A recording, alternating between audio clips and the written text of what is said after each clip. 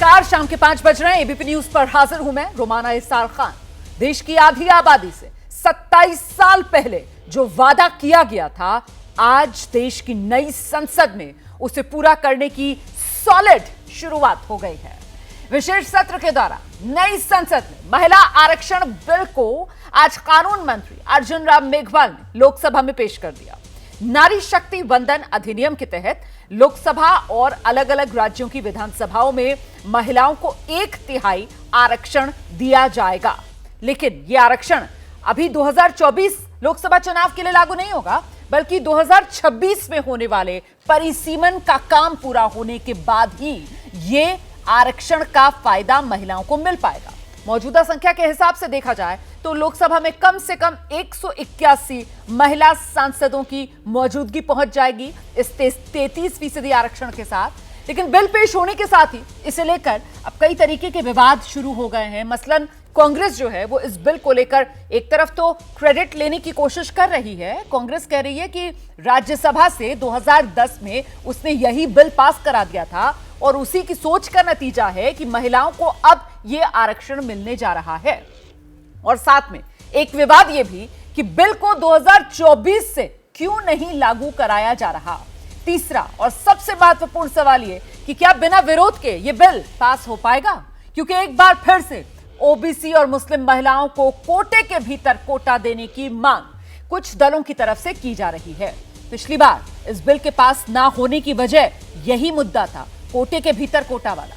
तो क्या इस बार तमाम मुश्किलों को पार करके महिला आरक्षण का सपना साकार हो पाएगा? आज हुंकार में इन्हीं सवालों के इर्द गिर्द चर्चा करेंगे, लेकिन पहले सियासी वार पलटवार।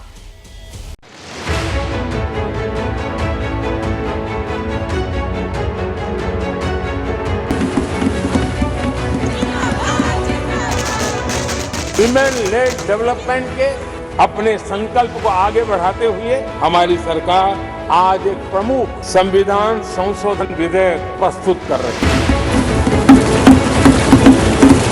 इस विधेयक का लक्ष्य लोकसभा और विधानसभाओं में महिलाओं की भागीदारी का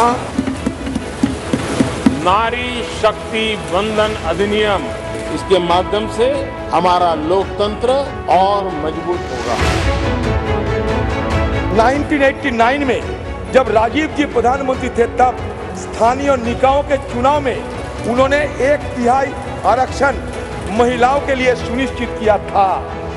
तत्पश्चात कांग्रेस की सरकारों ने लगातार प्रयास किया कि महिला आरक्षण का बिल पास हो। राहुल जी, महिला आरक्षण बिल जो टेबल हुआ है उस पर क्या कहेंगे?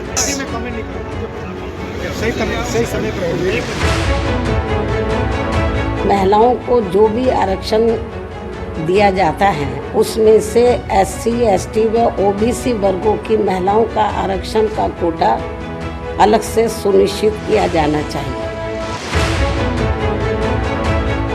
2008 में जब हम विमेन रिजर्वेशन बिल लाए तो इनको सपोर्ट करना चाहिए था, तो क्यों नहीं इन्होंने सपोर्ट किया उस समय? लगभग 10 साल तो भूल गए।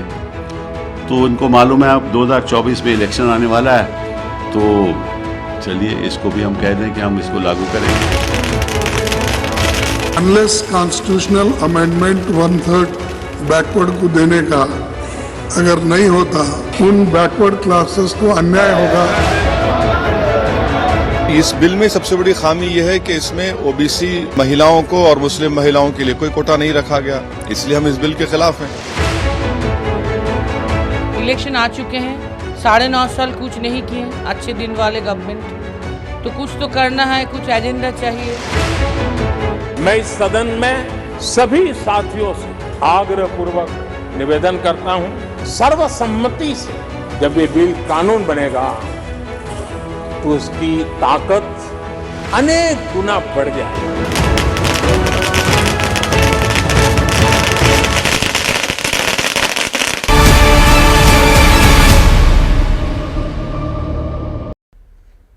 तो लोकसभा में बिल पेश कर दिया गया है। कल इस बिल पर लोकसभा में चर्चा होगी और हमारे शो में चर्चा के लिए खास मेहमानों का पैनल जो मौजूद है, आपका परिचय कराते हैं। कांग्रेस की प्रवक्ता अलका लांबा हमारे साथ मौजूद हैं, आरजेडी प्रवक्ता शक्ति यादव जुड़ रहे हैं हमारे साथ, दो वरिष्ठ पत्रकार रशीद कदवई साहब और रामकृपाल सिंह जी स्टूडियो में मेरे साथ मौजूद है। बहुत स्वागत आप सभी का। कुछ ही देर में बीजेपी की तरफ से प्रवक्ता अनिला सिंह भी हमारे साथ होंगी। मैं शुरुआत आज अलका जी आपके साथ करूंगी। आखिरकार 27 साल के लंबे इंतजार के बाद जो काम कोई और सरकार नहीं कर पाई, वो मोदी सरकार करने जा रही है। बधाई से शुरुआत करेंगी आप?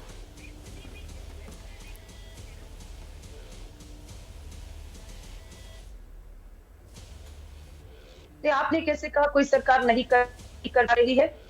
1999 में श्री राजीव गांधी जी सबसे पहले ये बिल लेकर आए और हमने लोकसभा में पारित किया। राज्यसभा में बहुमत नहीं था, नहीं हो पाया। 1993 में पीवी नरसिम्हा राव की सरकार में 33 बिल आया, कामयाबी से वो लागू भी है और 15 लाख सरपंच विधान नगर पालिकाओं में 40% की भागीदारी निभा रही है। फिर आया 2010 जब कांग्रेस की सरकार ने राज्यसभा से इसे पारित करवा लिया था और लोकसभा में बहुमत न होने की वजह से मामला अटका हुआ था। लेकिन 9.5 साल तक केंद्र की पूर्ण बहुमत की सरकार ने महिलाओं को उनके इस हक से वंचित रखा और आज जो कुछ भी है वो धोखा है, वो अपमान है, ये जुमला है।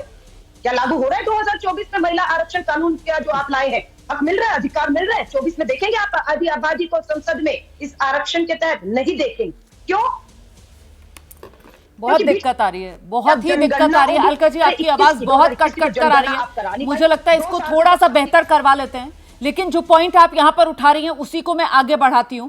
हमारे साथ रामकृपाल जी मौजूद है। रामकृपाल जी, कांग्रेस की तरफ से साफ तौर पर कहा जा रहा है कि साहब ये धोखा है, जुमला है, अपमान महिलाओं का किया जा रहा है। ये सियासी शगुफा है क्या? जिस बात का जिक्र यहां पर अलका लांबा कर रही हैं कि साहब 24 में तो लागू हो नहीं रहा है। रामकृपाल सर। रोमाना जी, कल सुबह तक हिडन एजेंडा, हाँ, शाम तक आ गया हिडन की जगह आ गया हमारा एजेंडा। और आज जो है सवेरे तक स्वागत किया। जयराम रमेश जी का आया, बहुत स्वागत है, तमाम लोगों ने स्वागत किया। अब शाम होते होते ढूंढा जा रहा है कि कुछ तो मीन मेख निकालें। तो ये एक कल से देख लीजिए, अब तक पूरे विपक्ष के लिए हिडन एजेंडा, और जब ये बात आ गई तो हमारा एजेंडा, ये तो हमने कहा था, हम चाहते थे और हमारे मांग पर आया है, शुरू हो गया। तो ये जो पल पल बदलता हुआ, मैं कहूँगा कि आज इतना बड़ा हिंदुस्तान के इतिहास में आज हम कई बार जब क्या होता है इमीडिएट उसका हम नहीं समझ पाते हैं कि यह कितना बड़ा कदम है। लेकिन आने वाली पीढ़ियां, मैं बता रहा हूं, इस देश के लिए ही नहीं पूरी दुनिया के लिए हिंदुस्तान एक मिसाल कायम करेगा। और ये चीज़ तो पास होगी। ये कामा रह गया है, फुल स्टॉप रह गया है। अरे भाई, संविधान में 100 से ऊपर संशोधन हो चुके हैं जी, जो आपका मेन है। अरे एक चीज आ रही है, उसको शुरू तो कीजिए, स्वागत तो कीजिए। बच्चा जिस दिन पैदा हुआ उसी दिन से आप रोना शुरू कर दिए कि इसकी तो ठीक से आंखें नहीं है, फलाना। और ये जिस रुलाई की आप बात कर रहे हैं, पिछली बार आरजेडी की तरफ से तो जबरदस्त अंदाज में रुलाई हुई थी। शक्ति यादव जी हमारे साथ मौजूद है। शक्ति यादव जी, इस बार पार्टी का स्टैंड क्या रहने वाला है? पिछली बार तो आप लोग समर्थन में थे नहीं और आप लोगों की तरफ से कोटे के भीतर कोटे की मांग की जा रही थी। इस बार पहले तो मुझे जरा स्टैंड बता दीजिए, आप लोगों की पार्टी का क्या रहने वाला है? शक्ति यादव। रोमाना जी, हम हरि कीर्तन बजाने के लिए यहाँ थोड़ी बैठे हैं। हमारा स्टैंड बिल्कुल साफ है, पहले भी और आज भी। महिला आरक्षण जब देश में लागू होगा जी, अभी तो ये शगुफा है, आने वाले 24 के बाद में लागू होंगे। अभी हरि कीर्तन के लिए, प्रोपगंडा के लिए चलेगा, लेकिन आरक्षण के अंदर आरक्षण की व्यवस्था जब तक नहीं होगा इस बिल का कोई महत्व नहीं रहेगा। क्योंकि लोकसभा के अंदर में गांव का प्रतिनिधित्व जब वंचित वर्गों का नहीं होगा, हमने बिहार के अंदर में खास करके पंचायतों में देखिएगा ईबीसी, एससी, एसटी सबके लिए रिजर्वेशन किया है। और महिलाएं 50%। हमारे इरादे साफ हैं और मैं साफ तौर पे कहना चाहता हूं कि महिला आरक्षण में जब तक ओबीसी, ईबीसी और एससी एसटी के लिए प्रावधान निहित नहीं करेंगे, तब तक इस आरक्षण के स्वरूप को हमको तो कतई स्वीकार नहीं है। आपको कतई स्वीकार नहीं है, मतलब आप इसको इस रूप में, ठीक है, एक सेकंड आ रही हूं। आप कह रहे हैं कि आपको ये कतई इस प्रारूप में स्वीकार नहीं होगा। मैं बता दूं दर्शकों को कि ये संविधान संशोधन बिल है, इसीलिए लोकसभा और राज्यसभा दोनों जगह से इस बिल को पास कराने के लिए 2/3 बहुमत की जरूरत पड़ेगी और वो तभी मुमकिन हो पाएगा अगर कांग्रेस यहां पर बीजेपी के साथ आती है। तो ऐसे में कांग्रेस का रुख महत्वपूर्ण हो जाता है। अलका लांबा जी, ये जिस स्वरूप में बिल लाया जा रहा है, ये कांग्रेस को मंजूर होगा या फिर आप लोग नहीं बीजेपी के साथ आएंगे? देखिए, भाजपा चाहती है कि कांग्रेस और विपक्षी दलों के कंधे पर रखकर बंदूक चलाए और अपनी विफलता, इस बिल को जो 9.5 साल रोककर महिलाओं को अधिकार से वंचित रखा है, उसका ठीकरा कांग्रेस और हमारे इंडिया के समूह पर छोड़े। हम ऐसे होने नहीं, कांग्रेस नहीं चाहेगी। अरे आपने बहुमत के दम पर, संख्या के दम पर देश के लोकतंत्र संविधान को कुचला है। कृषि कानून बड़ा उदाहरण है, मैं उसमें अब नहीं जाती हूँ। इनका जो नया स्वरूप आया है वो क्या कहता है? अधिकार 15 साल तक मिलेगा, बस 15 साल के बाद आरक्षण खत्म। अरे हम पंचायतों में, नगर पालिकाओं में लाए, 30 हो गए, लागू है और 30 साल क्या आने तक लागू रहेगा। आप क्या खैरात और भीख दे रहे हैं? हम किसने कहा आप सिर्फ 15 साल तक आप रखेंगे? नहीं, हमें यह हक दे रहे हैं तो पूरा दीजिए और हमेशा के लिए दीजिए, वरना ये झुंझुना, ये जुमला मत पकड़ाइए। परिसीमन की बात कर रहे हैं, जनगणना की बात कर रहे हैं। 21 का जनगणना तो हुआ नहीं इनसे, 2 साल से पेंडिंग में है। कब जनगणना होगी, कब परिसीमन होगा? 9.5 साल सो रहे थे आप। अगर आपने 9.5 साल में 21 में जनगणना करा दी होती, परिसीमन का काम हो गया होता और ये कानून 24 में ही लागू होता। ये सिर्फ जुमलेबाजी है, धोखा है, अपमान है आदि आबादी। अनिला सिंह आ गई है मेरे साथ, स्टूडियो में मौजूद हैं, बीजेपी की प्रवक्ता हैं। आपने सुनी लिया किस तरीके से कांग्रेस इसको धोखा भी कह रहे हैं, अपमान भी कह रहे हैं, जुमला भी कह रहे हैं, झुंझुना भी कह रहे हैं। और वो 9.5 साल जो मोदी सरकार की बात कर रहे हैं, तो ये महिला आरक्षण बिल, मतलब वो कहावत यहां पर फिट बैठ रही है क्या कि 9 दिन में चले 2.5 कोस? मेरी सबको राम राम। और आज गणेश चतुर्थी का अवसर है। आपको, मेरे को पैनलिस्ट को, आपके व्यूअर्स को, सबको गणेश चतुर्थी की ढेर सारी शुभकामनाएं, बधाई। बहुत शुभ दिन है, बहुत शुभ दिन के साथ बहुत शुभ शुरुआत हुई है। ये फ्रस्ट्रेटेड चेहरे देखिए ना, चिल्ला रहे हैं, चीख रहे हैं, ये हो गया, वो हो गया, 15 साल क्यों फलाना ढिमका। अरे कभी तो खुश होना सीखो। खुद तो कभी काम कुछ कर नहीं पाए ये लोग, कोई काम नहीं कर पाए। अरे शांत होकर बैठिए, शांत होकर बैठिए। कुछ नहीं कर पाए, एकदम निकम्मी सरकार इन लोगों की रही। हर काम अधूरा छोड़ा और उस हर अधूरे काम को पूरा किसने किया? नरेंद्र मोदी जी ने किया। लगातार हर वर्ष कोई ना कोई ऐतिहासिक फैसला। एक सेकंड अलका जी, आपकी आवाज वैसे ही बहुत कट कर आ रही है। आप सुन लीजिए अनिला जी को। आपको पता है शो के अंदर मैं बारी बारी सबके पास आती हूँ, आप सुन लीजिए, मैं आपके पास आ जाऊंगी, आप तसल्ली से जवाब दे दीजिएगा। तरीका ठीक है। आइए अनिला जी, आइए, आप सुन लीजिए, फिर आप आपत्ति दर्ज करा दीजिएगा। अनिला जी, अरे मेडिटेशन करिए, जाके योगा करिए, जो नरेंद्र मोदी जी ने सिखाया। अनिला जी मुद्दे पर रहते हैं। नहीं, मैं अलका जी नहीं, मैं इनकी पूरी पार्टी और इनके जो चिकन पॉक्स अलायंस है ना, उसके बारे में कह रही हूँ। कभी तो खुश होइए। महिलाओं के लिए आप लोगों ने तो कुछ किया नहीं। महिलाओं के नाम पर एक परिवार की महिलाएं होती हैं जिनका उधार का लिया हुआ सरनेम है, कब्जा किया हुआ सरनेम है। ठीक है, आज जो सबका साथ सबका विकास 2014-2019 मैनिफेस्टो में जो लिखा वो करके दिखा दिया। ये दमखम होता है, ये राजनीतिक इच्छा शक्ति होती है। अपने खुद ही प्रधानमंत्री बन जाओ, खुद ही डिफेंस मिनिस्टर बन जाओ, खुद ही फाइनेंस मिनिस्टर बन जाओ। और यहाँ defence minister, finance minister, corporate minister सब किसको बनाया भाई? एक परिवार की महिला है, क्यों परेशान, क्यों विचलित हो रही हैं अलका लांबा जी? मुझसे नहीं जीत पाएंगी। अगर आप बात करती है 1998, 99, 2002, 2003, 5 बार अटल बिहारी वाजपेयी जी की सरकार ये बिल लेकर आई, आप लोगों ने साथ नहीं दिया। हमने जो है 2010 में आपका साथ दिया, हमने साथ दिया, पर लोकसभा में फिर आप लोग जो है इसको पास नहीं करवा पाए। और सोनिया गांधी जी कहती अरे भाई हम तो करा लेते पर क्या करते, मेरी पार्टी के लीडर्स जो हैं वो मेरा साथ नहीं देते, मेरे अलाइड पार्टनर्स हैं वो साथ नहीं देते। आपको रोक रही हूँ अनिला जी, मेरे पास एक सवाल है और आप ही के लिए सप्लीमेंट क्वेश्चन है। और वो सप्लीमेंट क्वेश्चन ये है कि जो मैंने सवाल पूछा था आपसे, वो जो कहावत है ना कि 9 दिन में चले 2.5 कोस, वो मामला यहाँ पर मुझे नजर आ रहा है। और वो क्यों नजर आ रहा है मैं बताती हूँ। मैं सवाल ये क्यों पूछ रही हूँ इसका आधार मैं आपको बताती हूँ। सबसे पहली बार ये महिला आरक्षण का मामला 1996 में आया, देवगौड़ा सरकार के समय में कमेटी बनी। कमेटी का नाम गीता मुखर्जी कमेटी था। उस कमेटी की तरफ से ये कहा गया कि साहब बेहतर ये होगा कि आरक्षण के भीतर आरक्षण की व्यवस्था की जाए, जो मांग की जा रही थी। 2008 में जब यूपीए के समय में ये बिल आया था, जो 2010 में राज्यसभा से पास हुआ था, उस दौरान भी जयंती नटराजन कमेटी बनी थी। और मैं दोनों कमेटीज का बता रही हूं, दोनों कमेटीज की तरफ से यह बात दोहराई गई कि साहब आप कोटे के भीतर कोटे की व्यवस्था करें, वो बेहतर रहेगा। दोनों कमेटीज की तरफ से कहा गया कि साहब राज्यसभा से लेकर जो लेजिस्लेटिव काउंसिल्स हैं वहां पर भी आरक्षण की व्यवस्था महिलाओं के लिए की जानी चाहिए। लेकिन ये आज जो 2023 में ये नारी शक्ति वाला जो बिल सामने निकल कर आ रहा है, ये तो बिल्कुल हुबहू कांग्रेस वाले ही बिल की कॉपी है। तो इसमें नया क्या कर रहे हैं आप लोग?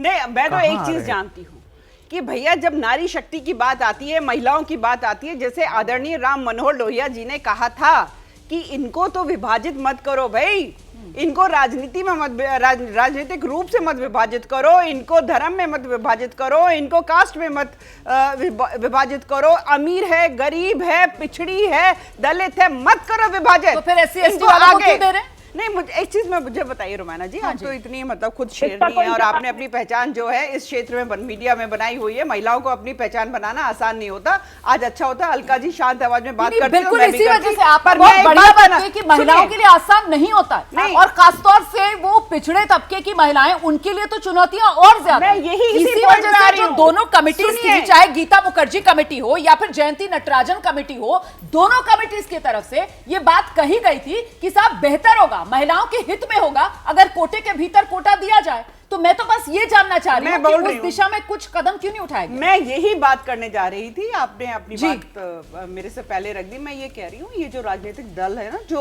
अपनी राजनीति कहते हैं भाई हम पिछड़ों की राजनीति करते हैं, हम दलितों की राजनीति करते हैं। हाँ, इनकी जाति में पिछड़े और जो दलित है वो वहीं के वहीं रह गए। इनका जो खानदान है ना वो पता नहीं कहाँ पहुंच गया। पर इनके हाथों में मेहंदी लगी है या हथकड़ी लगी है। क्यों नहीं देते हैं ओबीसी महिलाओं को टिकट? क्यों नहीं देते हैं दलित महिलाओं को टिकट? किसी ने रोक के रखा है? सब चीजें सरकारी कर दे, आप कुछ मत करिएगा। आप केवल और केवल सरकार को ऊपर उंगलियां उठाइएगा। तो आपसे भी पूछा जाएगा कि राजनीतिक दलों का किसने बेड़ियां बांधी है, किसने हथकड़ी लगाई है, क्यों नहीं दे देते महिलाओं को ही टिकट? क्यों ये रिजर्वेशन की नौबत आ रही है? पलटकर तो ये भी पूछा जा सकता है। मैं तो कहती हूँ मैं आगे बढ़ी, महिला तो आए ना। ठीक है, शक्ति यादव जी के पास आऊंगी मैं। शक्ति यादव जी, मैं समझ रही हूँ आप जवाब देना चाह रहे होंगे, लेकिन उससे पहले बेहद खास मेहमान इस वक्त हमारे साथ जुड़ी हैं। बीजेपी की सांसद हैं सरोज पांडे जी, आप देख रहे हैं इस वक्त हमारे साथ जुड़ गई हैं, छत्तीसगढ़ से आती हैं। सरोज जी, बहुत शुक्रिया एबीपी न्यूज के लिए समय निकालने के लिए। आप किस तरीके से देख रही हैं नारी शक्ति के वंदन वाला जो बिल है वो लोकसभा में रख दिया गया है, हालांकि विपक्ष इस पर निशाना साध रहा है?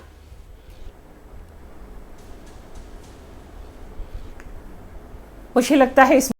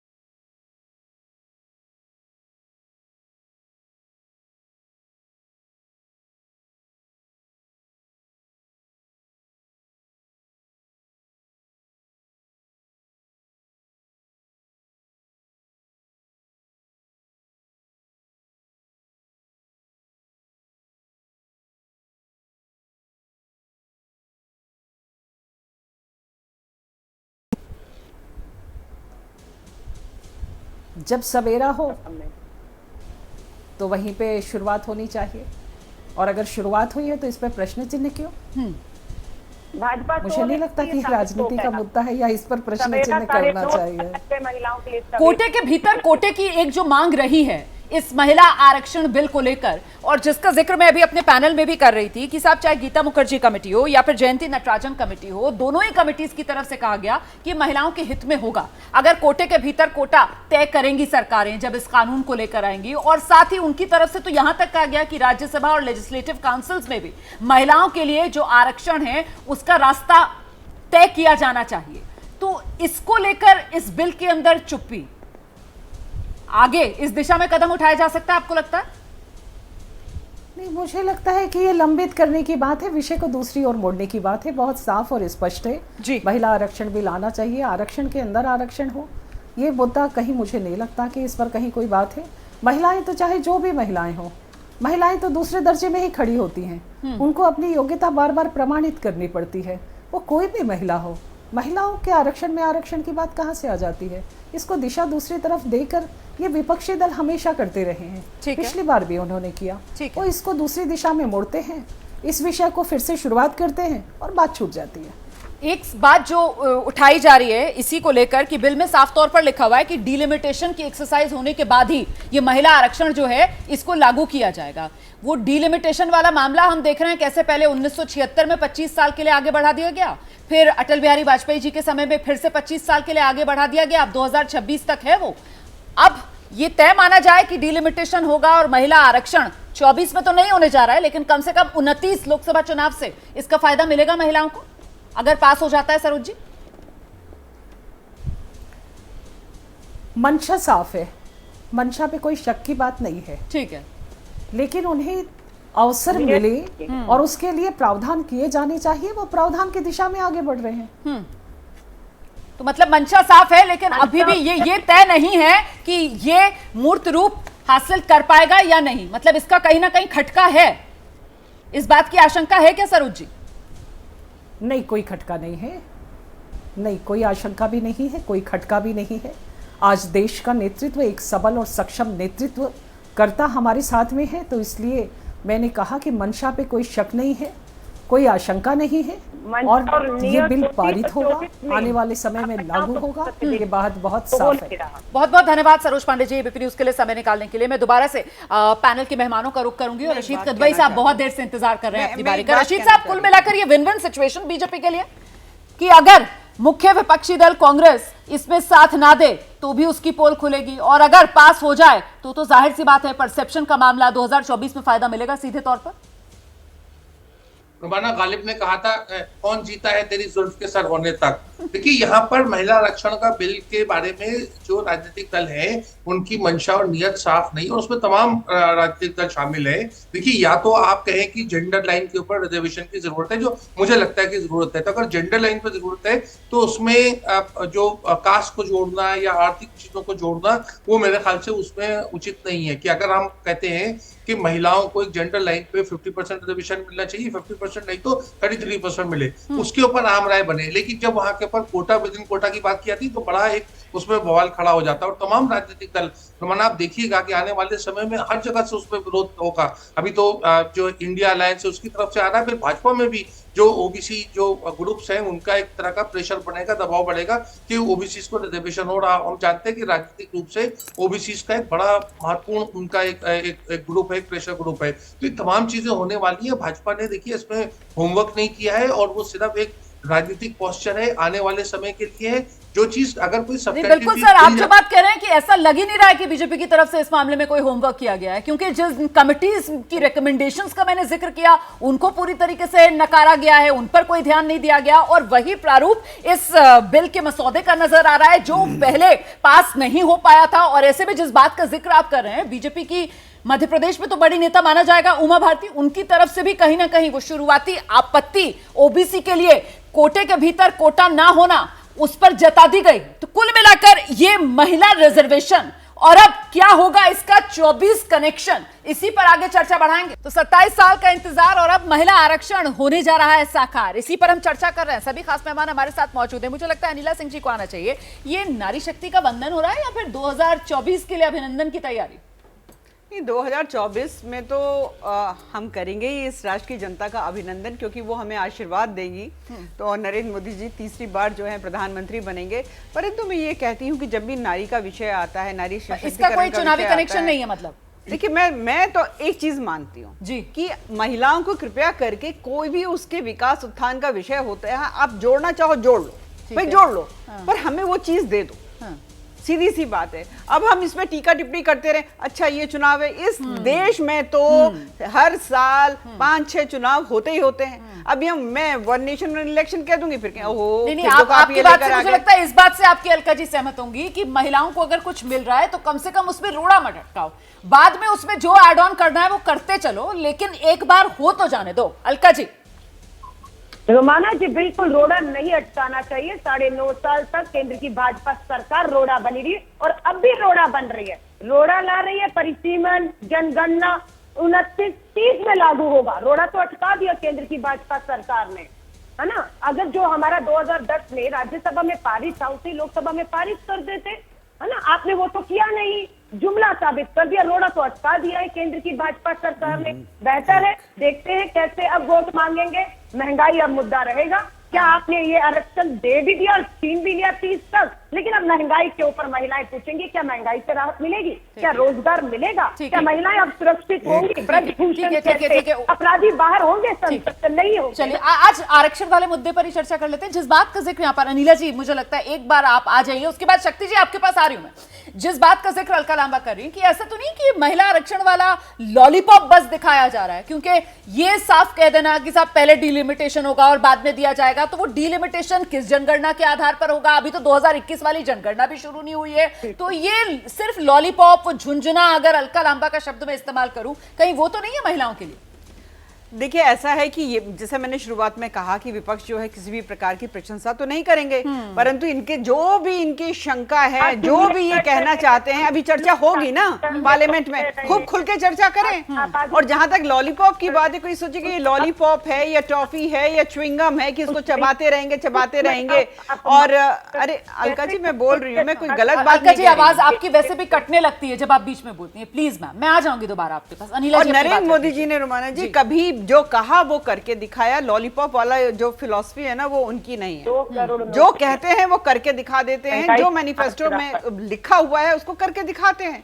देर सवेर हो सकती है पर करके दिखाते हैं। मुझे लगता है अलका जी जरा शांति रखिए, जो उधार का नाम लिए। शक्ति यादव जी के पास चलते हैं जल्दी से। शक्ति यादव जी, मतलब महिला आरक्षण समय आ गया है, अब इसको नहीं रोका जा सकता है, और ये आरक्षण पर क्यों मचाए घमासान जब मामला सीधे सीधे है महिलाओं के सम्मान से जुड़ा हुआ? शक्ति यादव, वही सम्मान का आप अपमान कर रहे हैं, वो इनका हक अधिकार रोमाना जी, वंचित रख जी रोमाना जी, सबसे पहले मेरे शब्दों को समझिए। महिला आरक्षण के सवाल पर हमने शुरू में कहा कि आरक्षण के अंदर आरक्षण जाति सिर्फ पुरुषों में नहीं है, जाति नारी में भी है। अच्छा, इस सच्चाई को स्वीकारना होगा। ईबीसी की भी महिलाएं हैं, एससी एसटी की भी महिलाएं हैं। उन महिलाओं को अगर अवसर नहीं देंगे, उनका प्रतिनिधित्व अगर रिजर्वेशन में क्या के दायरे में रख करके नहीं देंगे, तब क्या चाहते हैं कि कभी सास कभी बहू ना? तो अनिला जी तो कह रही है कि महिलाओं को बस बांटिए जाति में। अभी सुना नहीं आपने अनिला जी ने ये बात कही है, इस पर जवाब दे दीजिए। आदरणीय राम मनोहर लोहिया जी ने भी यही कहा था, तो कह दीजिए उन्होंने गलत कहा था। हाँ जी, पूरी बात सुनिए। आइए आप पूरी बात सुनिए, पूरी बात रोमाना जी सुन लीजिए।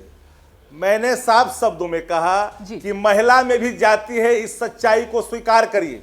और ईबीसी एससी एसटी की महिलाओं को का प्रतिनिधित्व अगर पार्लियामेंट के अंदर में नहीं हो पाता है, आप रिजर्वेशन ला रहे हो, उसमें निहित प्रावधान आप नहीं करते हो, तो ये वंचित हो जाएंगे। और मेरा पुराना स्टैंड आज भी है। क्या चाहते कि सीरियल, क्या चाहते फिल्म से सिर्फ उठा करके प्रिविलेज क्लास, सवरांत वर्ग के लोग आए और गांव का तस्वीर पार्लियामेंट के अंदर में महिलाओं के रूप में नहीं दिखे। और ईबीसी का मतलब किसी रिलीजन का ईबीसी हो, ईबीसी को आना चाहिए, ओबीसी को आना चाहिए, तो आपको दर्द हो वो रहा है। ये कह रहे हैं कि तो ये जो इस रिजर्वेशन प्रारूप के अंदर तो ये बिल जो है वो उनकी पार्टी को कतई मंजूर नहीं होगा जब तक कोटे के भीतर कोटा नहीं लेकर आते हैं। ठीक है, ठीक है, मैं जल्दी से दोनों पत्रकारों, जी सर, नहीं होना है, बिल्कुल नहीं होना है, ये तो साफ है। लेकिन 24 में लागू ना होने के बावजूद सियासी तौर पर नफा नुकसान का आकलन किस रूप में किया जाएगा इस बिल का? रामकृपाल जी पहले आप आ जाइए, फिर मैं चलती हूँ रशीद साहब के पास। रामकृपाल जी, मुझे अजीब सा लग रहा है जी, अलका जी की बात सुनकर के कम से कम अभी ये जो बिल आ रहा है ये वही बिल है जिसको आपकी पार्टी ने राज्यसभा में से 2/3 बहुमत से पास कराया था। तो अगर ये कचरा बिल है तो उस समय क्या ये सोने का था? बिल तो वही है, उसमें तो कोई चेंज हुआ नहीं है। माफ कीजिएगा, पहली बात सुन लीजिए, आपकी सोनिया गांधी जी ने खुद कहा है, देखिए आप पूरी तथ्य सुनिए, मैं फिर कह रहा हूं, ये जो बिल है ये वही बिल है जिसको आपने राज्यसभा से पारित कराया था। ये वो बिल नहीं है, ये नए रूप में लाया जा रहा है जिसे अरे भाई सुन लीजिए कृपया सुन लीजिए। आज आपके आज आपके नहीं उन्होंने कहा कि वो लैप्स कर गया था, वो लैप्स कर गया था। ये बात साफ कर दी गई है, ये बात साफ कर दी गई है। मैं बता रहा हूँ क्या हुआ था। आप अधीर रंजन चौधरी ने कहा कि ये बिल पास है, तब उस पर अमित शाह ने कहा कि लैप्स हो चुका है। आप गलत बयानी कर रहे हैं। पहले आप कृपया जान लीजिए, बिल पास होने के बाद पार्लियामेंट को रिफर किया गया था लेकिन इंट्रोड्यूस नहीं हुआ। तो जब पार्लियामेंट भंग हो गई 2014 वो तो इसलिए वो नहीं है। तो वो सवाल मेरा जो था कि सब सियासी तौर पर नफा नुकसान 2024 में वही है जो आपने बनाया था सियासी तौर पर नफा और अगर ये कचरा है तो ये सोनिया गांधी जी ने ये कचरा उसमें तैयार करवाया था। मैं जिसको आप कचरा बोल रही हैं। मैं बीच में आना चाहती हूँ, संयम के साथ मेरे ख्याल से कुछ कंफ्यूजन हो गया है, कुछ कंफ्यूजन हो गया है। रामकृपाल जी, अलका जी ने कचरे शब्द का इस्तेमाल नहीं कहा, वो धोखा अपमान कह रही है, वो जुमला कह रही है, वो झुंझुना कह रही है और वो इस रूप में कह रही है कि साहब 24 में तो लागू भी नहीं कर रहे, बावजूद इसको लेकर आ रहे हैं। इसमें रोड़े अटका दिए डिलिमिटेशन वाले, जनगणना कब होगी, कब डिलिमिटेशन होगा, कब ये लागू होगा, इसको लेकर कांग्रेस के सवाल। कार्यक्रम के आखिरी हिस्से में हम पहुंच चुके हैं और बहुत संक्षेप से सभी मेहमानों से एक ही सवाल का जवाब, क्या सर्वसम्मति से महिला आरक्षण बिल पास हो पाएगा? अलका जी, आपको क्या लग रहा है? 10 सेकंड में जवाब। देखिए, मैं फिर कह रही हूँ, जनगणना परिसीमन का इंतजार मत करिए। नियत है तो कानून को 2024 के लोकसभा में लागू करके दिखाइए, वरना ये जुमला है, ये अधूरा है, ये अपमान है। ठीक है, तो मतलब इस प्रारूप पर कांग्रेस को आपत्ति। अनिला जी, सर्वसम्मति बन पाएगी? नहीं, गलत है, आपत्ति नहीं है। लागू करने को कह रहे हैं, आप कह रहे हैं आपत्ति। मैं तो कह रही 24 में लागू करिए, तुरंत लागू करिए, बहानेबाजी मत करिए। आप कह रहे हैं हमें आपत्ति। कमाल है आप रोमाना जी। इस प्रारूप पर तो आपको आपत्ति है ना? ये 2000 अभी डिलिमिटेशन और उसके बाद जो लागू हो, इस पर तो है ना? ये है कि जल्दी करिए, 24 जल्दी करिए, वही मैं कह रही हूँ। इस प्रारूप का ही मैंने शब्द यही इस्तेमाल किया, इस प्रारूप पर मैंने ये शब्द इस्तेमाल किया। अनिला जी, सर्वसम्मति बन पाएगी? देखिए, मुझे लग रहा है कि ये जो चिकन पॉक्स अलायंस है, इसमें जो लालू यादव जी की पार्टी, मुलायम सिंह यादव जी की पार्टी, इन लोगों ने पहले भी साथ नहीं दिया, अब भी साथ नहीं दे रहे, उसी दबाव में कांग्रेस पार्टी आपको लगता नहीं है कि सर्वसम्मति बन पाएगी? ठीक है, शक्ति यादव जी तो पहले ही अपना स्टैंड क्लियर कर चुके हैं कि ये जो प्रारूप है ये उनकी पार्टी को मंजूर नहीं है। जल्दी से रशीद भाई साहब, आपको क्या लग रहा है? देखिए रोमाना, इसमें नियत की बात है और अगर नियत ये है कि महिलाओं को अधिकार देना है तो बिल्कुल कांग्रेस और लेफ्ट पार्टीज और भाजपा तीनों तैयार है। मतलब एनडीए तो पर्याप्त नंबर है। लेकिन अगर हम पिछड़ेपन का आधार बनाएंगे तो मुझे लगता है मामला बहुत तूल पकड़ेगा। ठीक है, रामकृपाल सर। देखिए, चाहे बहुमत से आए या सर्वमत से आए, आएगा, कानून बनेगा, उसमें सुधार भविष्य में होता रहेगा, लेकिन ये पास होगा और लागू होगा। बहुत बहुत धन्यवाद आप सभी का इस चर्चा में हमारे साथ जुड़ने के लिए। तो सर्वसम्मति से हो पाएगा या नहीं, इसको लेकर सस्पेंस, लेकिन इतना जरूर माना जा रहा है कि पास तो हो जाएगा ये बिल, क्योंकि महिला आरक्षण बिल का अब वक्त आ चुका है कानून बनने का।